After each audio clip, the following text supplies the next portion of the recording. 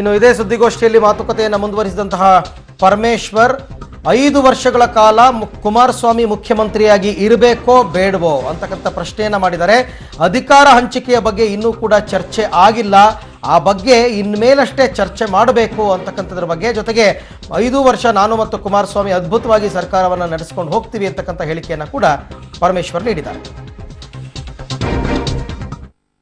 ಈ ಬಗ್ಗೆ ಮತ್ತಷ್ಟು ಮಾಹಿತಿಯನ್ನು ಪಡೆಯೋಣ ನಮ್ಮ ಪ್ರತಿನಿಧಿ ಸುಕೇಶ್ ಅವರಿಂದ. ಸುಕೇಶ್, ಉಪಮುಖ್ಯಮಂತ್ರಿ ಆದ ಬಳಿಕ ಇವತ್ತು ನಡೆಸಿದ ಮೊದಲ ಸುದ್ದಿಗೋಷ್ಠಿಯ ಒಟ್ಟಾರೆ ಸಾರಾಂಶ ಏನು ಪರಮೇಶ್ವರ್ ಅವರದ್ದು? ಅರವಿಂದ್, ಮೊದಲನೇದಾಗಿ ಸಮ್ಮಿಶ್ರ ಸರ್ಕಾರ ರಚನೆ ಆಗಿದೆ ಅಥವಾ ನಾಳೆ ವಿಶ್ವಾಸ ಮತವನ್ನು ಸಾಬೀತು ಮಾಡ್ತಾರೆ ಅಂದ್ರೂ ಕೂಡ ಇಲ್ಲವಂತವಾಗಿ ಕುಮಾರಸ್ವಾಮಿ ಅವರು ಇರ್ತಾರ ಅಥವಾ 30-30 ಗವರ್ಮೆಂಟ್ ಆಗುತ್ತಾ, ಈ ರೀತಿ ಒಂದು ಸಾಕಷ್ಟು ಗೊಂದಲಗಳಿತ್ತು. ಇದ್ರ ಬಗ್ಗೆ ಯಾವುದೇ ಒಂದು ಸ್ಪಷ್ಟತೆಯನ್ನ ಇವತ್ತು ಪರಮೇಶ್ವರ್ ಅವರು ತಮ್ಮ ಪತ್ರಿಕಾಗೋಷ್ಠಿಯಲ್ಲಿ ಬಿಟ್ಟುಕೊಟ್ಟಿಲ್ಲ. ಅದ್ರ ಬಗ್ಗೆ ಇನ್ನು ಚರ್ಚೆ ಆಗ್ಬೇಕು ಅನ್ನುವಂತ ರೀತಿಯಲ್ಲಿ ಮಾತನಾಡಿದರೆ ಅಲ್ಲಿಗೆ ಒಂದಂತೂ ಸ್ಪಷ್ಟವಾಗುತ್ತೆ, ಕುಮಾರಸ್ವಾಮಿ ಅವರೇ 5 ವರ್ಷ ಮುಖ್ಯಮಂತ್ರಿ ಆಗಿರ್ತಾರೆ ಅನ್ನೋದಕ್ಕೆ ಯಾವುದೇ ಗ್ಯಾರಂಟಿ ಇಲ್ಲ ಈ ಸರ್ಕಾರದಲ್ಲಿ ಅನ್ನುವಂಥದ್ದು ಒಂದು.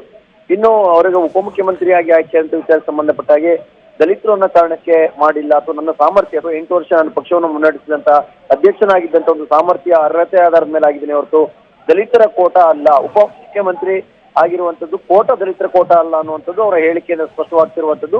ನನ್ನ ವೈಯಕ್ತಿಕವಾದ ಸಾಮರ್ಥ್ಯ ಅನ್ನುವ ಮುಖಾಂತರವಾಗಿ ಬಹುಶಃ ದಲಿತರ ಕೋಟದಲ್ಲಿ ಕೊಡೋದಾದ್ರೆ ಇನ್ನು ಬೇರೆ ಬೇರೆ ಹುದ್ದೆಗಳು ಬಾಕಿ ಇದೆ ಅನ್ನುವಂತ ಒಂದು ಕಾರ್ಡ್ ಅನ್ನ ಪರಮೇಶ್ವರ್ ಪ್ಲೇ ಮಾಡಿರುವಂತದ್ದು ನಿಜಕ್ಕೂ ಸಾಕಷ್ಟು ಕುತೂಹಲ ಮೂಡಿಸುವಂತ ವಿಚಾರ. ಅರವಿಂದ್, ಓಕೆ, ಹಾಗೇನೆ ಅದೇನು 5 ವರ್ಷ ಮುಖ್ಯಮಂತ್ರಿ ಆಗಿರಬೇಕೋ ಬೇಡವೋ, ಈ ತರ ಪ್ರಶ್ನೆಗಳು ಬಂದಿದ್ದು ಯಾಕೆ ಸುಕೇಶ್ ಇವತ್ತು?